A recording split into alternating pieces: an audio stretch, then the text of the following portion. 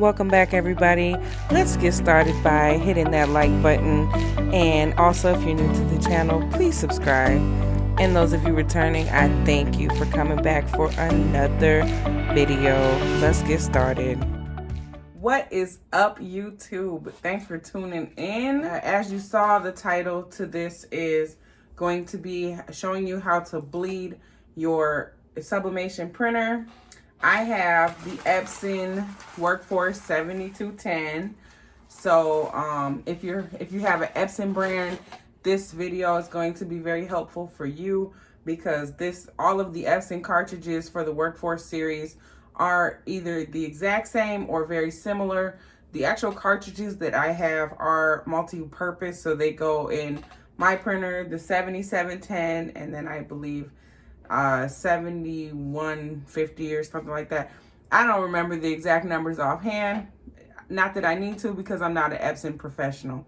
I only own one sublimation printer, and it is the Workforce 7210. So today I'm going to be showing you how to bleed your cartridges. Now, you'll excuse me. Now, first I'll show you. I printed this earlier, and that is what made me to want to bleed my cartridges. So this here is a print out of what my cartridges were. I do this every single time that my printer goes an extended period of time without printing. The reason why is because if you have a sublimation printer, it is important to at least use your printer once a week. And that's really pushing it. You should be using your printer every other day if possible. But more importantly, you should be using it at least once a week so that that ink can have a continuous flow. Sublimation ink is a gas. It does have the tendency to seize as well as block in the actual print head. So again, I'm going to show you what that looked like, and then I'm going to show you how to solve that problem. So this is the inside of my printer. I have already opened it. This is, like I said, it is an Epson Workforce 7210, and these are aftermarket cartridges. I converted it from a regular old printer to a sublimation printer simply with these cartridges. It did not take any other fabrication. It was simply just cartridges and setting up the printer to be to work with non-genuine ink cartridges. This one right here is the one that's giving me problems. So the very first thing you're going to want to check is to make sure it's got ink in it. You hear that? It's got ink in it. Oftentimes you can see through it, but you can't see exactly where your ink levels are. If your printer is advanced, it will tell you where your ink levels are. However, with sublimation ink, it does tend to trick it. I can use some more ink in there. As you can see, it's separating from the sides. Okay, so the most common issue that I see that a lot of people have in common with each other is, why does my image have lines through it? If you did a printhead check, you would know that your cartridges are not aligned properly and or dirty. In most cases, it can be as simple as them being dirty. Now, the quick resolution to that is to get yourself some Printhead Cleaner. I use Printer's Jack. I will put the link in the description box.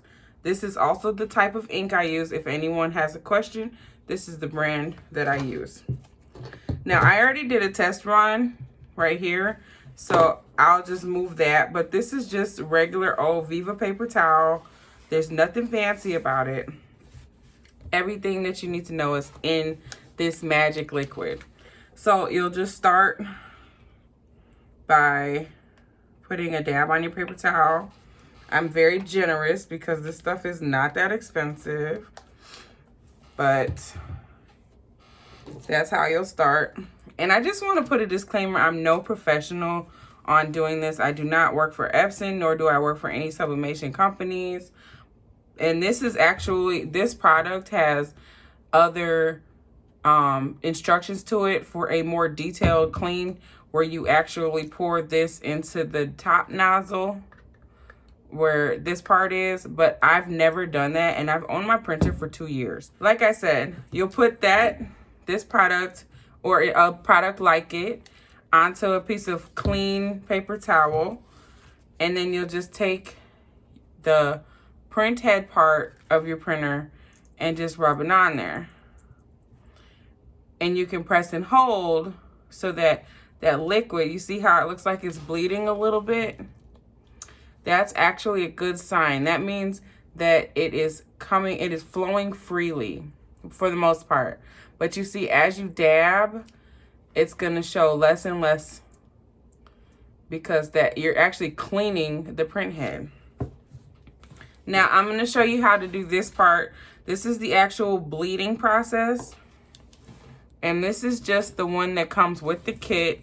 And if you own an Epson printer, I highly recommend this brand because it works perfect.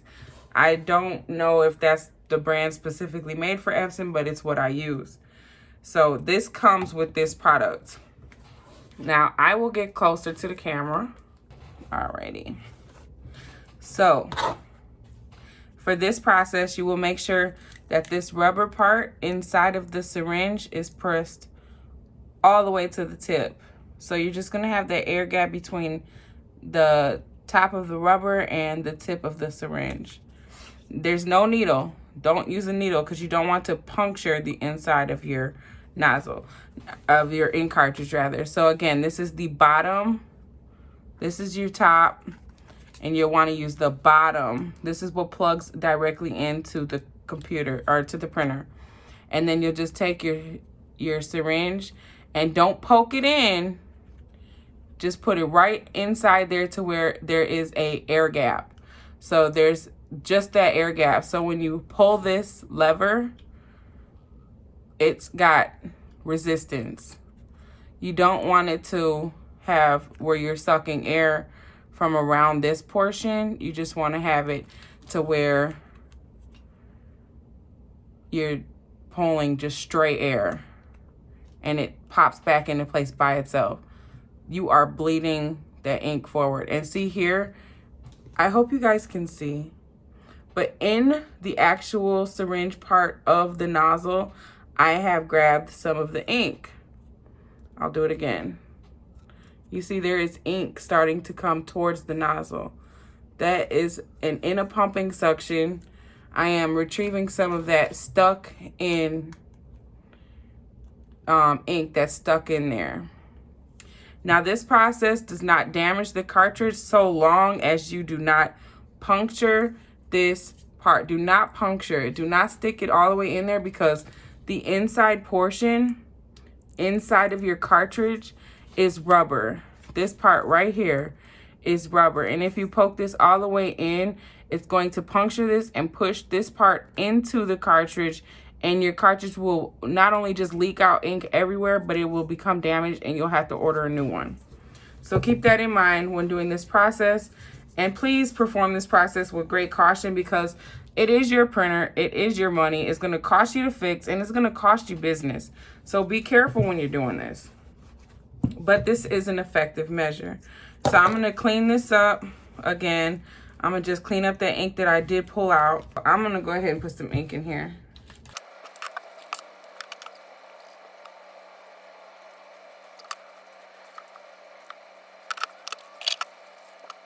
Now I went ahead and put that back in there. It was the only color that I was having issues with, and I did put some more ink in the other ones just because I felt like it was the right thing to do, because it didn't make sense to have this one full and the other one's empty. Well, they're not ever empty, but you know what I'm saying. So I'm gonna go ahead and close that, and I'll run a print head test. So after I ran the print head check, this is the results I got. So as you see, all the rest of the colors are perfect, and then blue is very spotty. But what you don't see is lines or big droplets. That's what you don't want to see. So I told my printer to clean the print heads. Now what's that gonna do? That is going to, it's going to cycle out the print heads and it's gonna clean them, and then it shoots the excess cleaned ink into a little tiny box in the back. It's important that you know that. It's important that you know that that box is back there, because that box costs about $30 to replace, and oftentimes your printer will start giving you problems and you won't know what the issue is. sometimes if the printer is telling you to clean the print receiving box or whatever it's called, I've only seen this issue one time, but when the ink cartridges are bleeding and they're losing ink by themselves because the cartridge heads are dirty and it's forcing out all of this excess ink, it will fill that cartridge in the back of the printer and it will clog it up. Also, that only applies to Epson printers. Now, before I show you what this looks like, I'm gonna stop y'all right there and remind you that it only takes 3 seconds to like the video and subscribe to my channel. Y'all don't understand how much I appreciate when people who watch my videos subscribe. It definitely helps and it boosts my ego and it makes me want to produce these videos even more. This is what it looked like with the blue. And then I cleaned it and now it's not perfect, but I no longer have those big blotchy lines. So what I'm gonna do now, because it is bled and right now, even though it's showing these lines, oh, here it is. Even though it's showing these lines, it just needs to cycle through. I definitely hope this video works for at least 3 people out there. I mean, at least 3 people. Because evidently, if you're searching how to fix your printer from having lines and you ended up on this video, obviously, I hope it helped you to figure that problem out. But I'll show you how it helped me. So, in this picture, it does not have yellow. I'm sorry, guys. But it does not have yellow, but I will show you. It does have red, white, and blue. And I know this is probably going to offend somebody.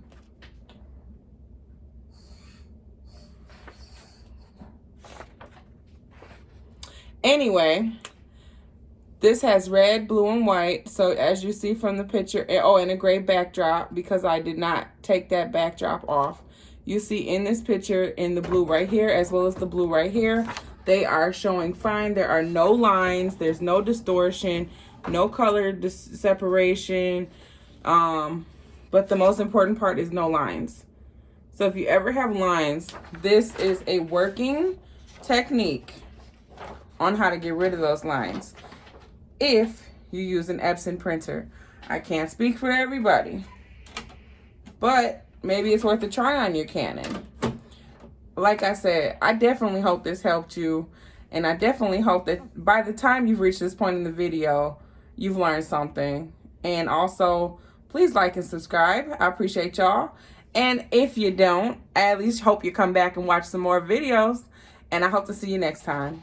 All right, you guys, y'all stay beautiful.